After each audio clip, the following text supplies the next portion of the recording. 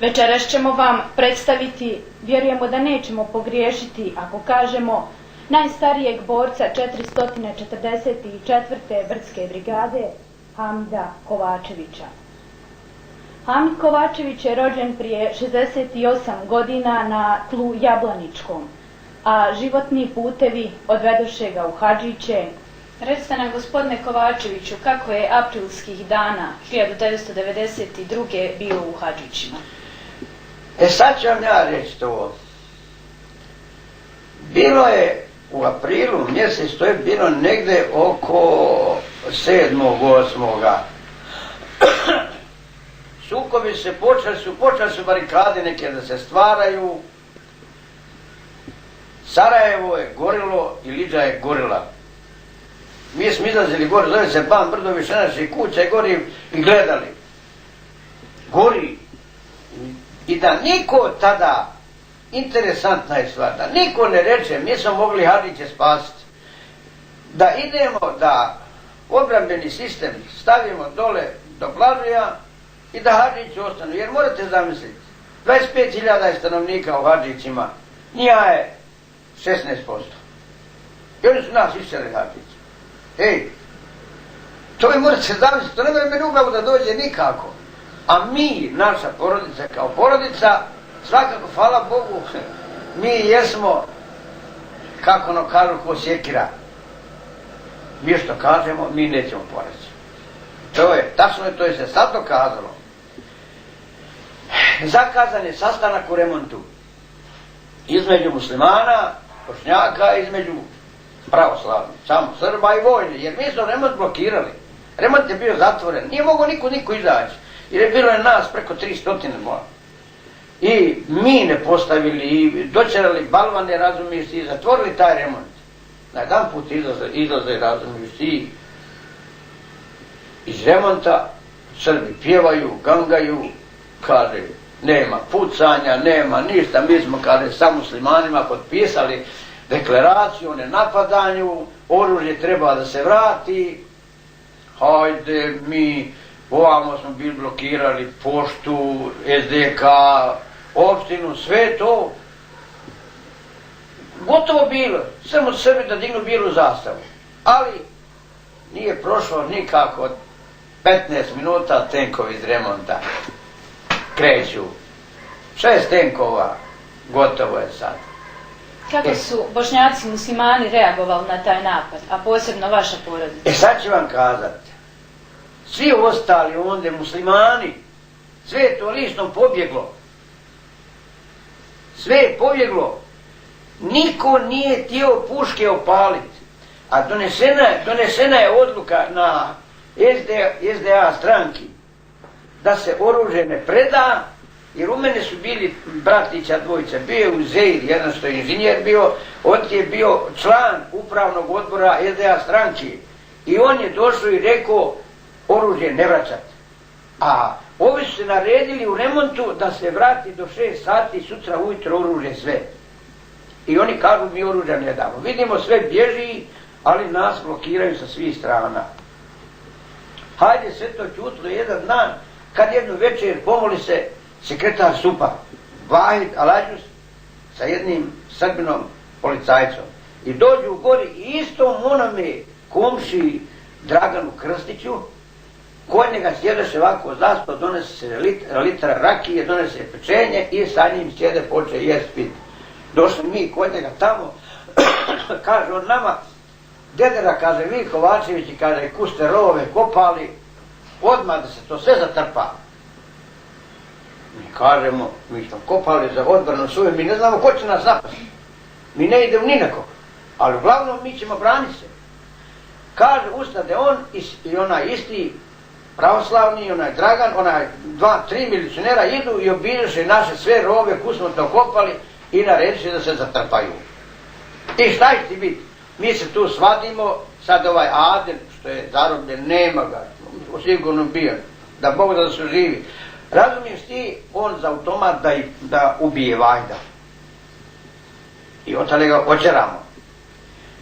Onu večer pogine Ređe Ćosića, sin svojih 16 godina, i Vatrić ne znam kako, on je ranjen bio. Hajde, kažemo da nisu, jer su okolo nas. I razumiješ ti šta ćemo, uzmemo mi njiha, nemaš kud. Jak oni pucaju na nas, moraš u ambulantu, nemam ništa. Još ne znamo o čemu se radi. I dole u ambulantu, nađemo naše, još naš sup nije bio pobjegao i tražimo da se prebace, već ovi skoro umiru, će ostati sin. A ovaj nije. Kažu, sutri dan ja izlazim dole u Hadžiće, nalazim jednoga čovjeka, Srbina, i mene on poziva.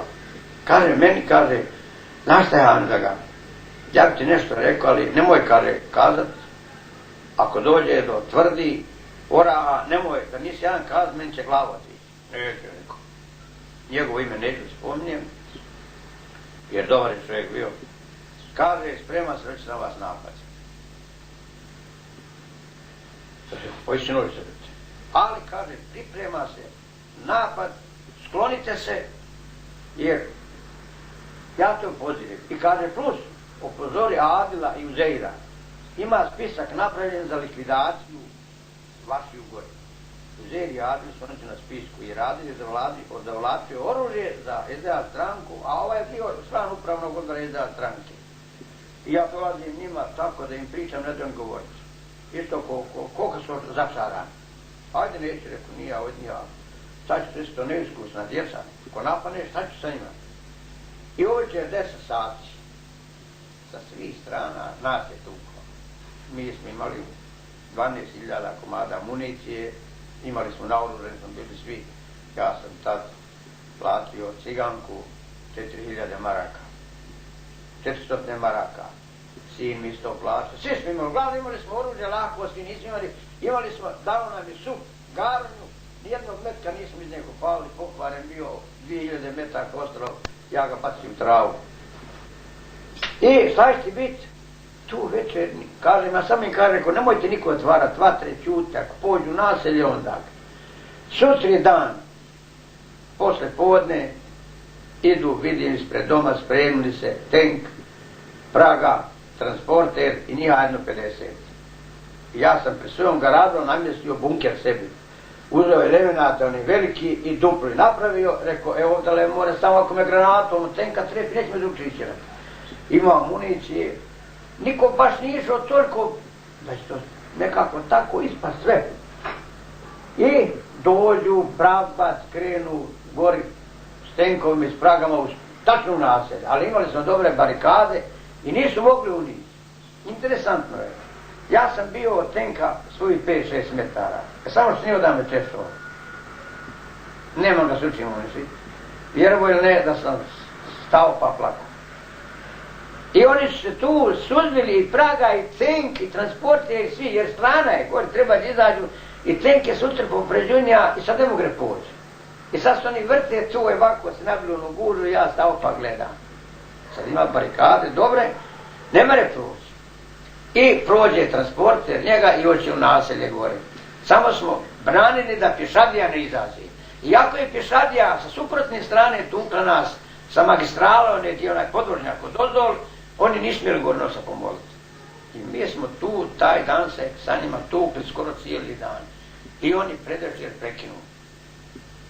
I uvečer oko pola 10 opet nas napanu. I sutra do 5 sati. Sutri dan u 5 sati već nama ponestaje municije, djeca se iscrpila, probija se tank, onaj transporter kod Boradorove kuće i na megafon. Zove da se predamo. Neko je tad ožego i ubio ga je. Bude na megafonu, ispredemo megafon, on se prkvelji. Otvorimo brat zadnja vrata transportera da nam tursku majku vište mi brata. Tad je se on okrenuo, a ja sam iza svoje kuće ima jedan beton. Za onim betonom bio i pratio cijelu situaciju, pratio kud djeca hodaju. I kako sam se okrenuo, zakrenuo sam se ovako u desnu stranu, on je sa transportera, pamo, mene ovdje preko leđa udario, gdje mi je rana 45 cenata bila. Ja sam tad pao, u tom momentu sin mi je naletio prvi. I on kaže, babo, šta ću s tobom? Ja neću ušake, ja biratelj su ubiti. Rekao, sine, spašavaj se kako god znaš, od mene nema ništa, moje je gotovo. U tome su naletili svi. Neko imao municije, neko i nestalo municije, ja sam tad se izgubio, krv mi otekla, niko ti ne prilazi, niti moram prići. To se sve desilo 9. maja 1992. godine. 9. maja. Posle toga prebačeni ste u bolnicu. Prebačeni u bolnicu, njihovo na liječenje. Dole sam bio sa njima skoro 3 mjeseca. To je nekako 3 mjeseca. Oni nisu znali do na 2 mjeseca da sam ja, ovi nisu znali da sam musliman. Imao sam takvih scena dole i stresova. Moram sam, te kasnije me je strah hvatao. Jedno jutro 4 sitri mrtva donesuše, a ja među njima ko bijela vrana musliman. I ne tada možda ne bi znali, jer bila je doktorica jedna koja me je poznavala, to mi je Sajdova kolegica bila, i bila jedna bolničarka, nek dođe neki vojvoda Rade Veselinović. Kaže mene previjaju, kaže što će to, kaže tursko pašte ovdje, kaže treba, kaže i zašetati, baciti. I tu sam imao baš od tih vojvoda, jedno, 3, 4, bio jedan iz Pazarića, Siniša, bio onda jedan iz Zarića, baš ovi Rade, i još je jedan bio Dozgor iz Drozgomece, njega dobro, znam ga izviđen, ne znam ime i prezime. Kad ništa nije mogao dođeti, u mene ruka bila ovako dignuta, daska je bila, dođi bi samo ti gruhni ruku, ovako ti gruhni ruku, da ti izbije, da ti ne zaraste. I onda, kad su konac koncu saznali da mi je rana zamladila malo, pripremali su me zapale, da me napale očeraju. Onda, tu su mi pomogle, uglavnom, neću imena i prezimena reći, Isusovkinje su žene, da sam pobjegao.